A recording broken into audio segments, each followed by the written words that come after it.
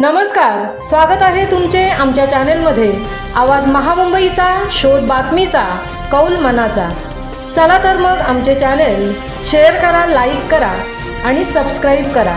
धन्यवाद। महिलांना वेध लागले आगोटीच्या खरेदीचे।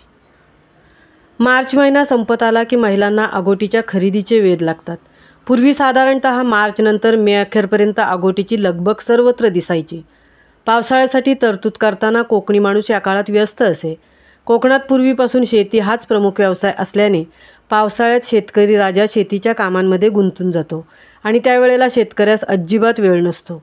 शेतीची कामे टाकून संसार उपयोगी जिन्नस गोळा करणे त्याला शक्य होत नसे।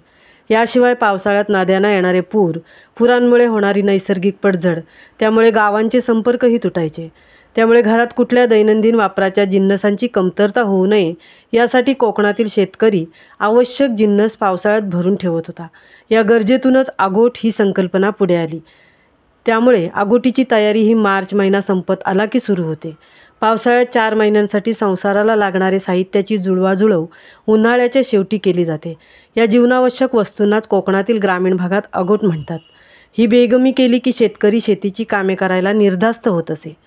पण आता निसर्गाचा समतोल ढळला आहे।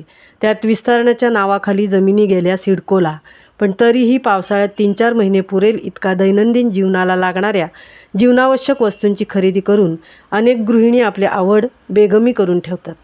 त्यामुळे पनवेल, पेण, अलिबाग, उरण या तालुक्यांमध्ये कडधान्य खरेदी करण्यासाठी लगबग सुरू झाली आहे।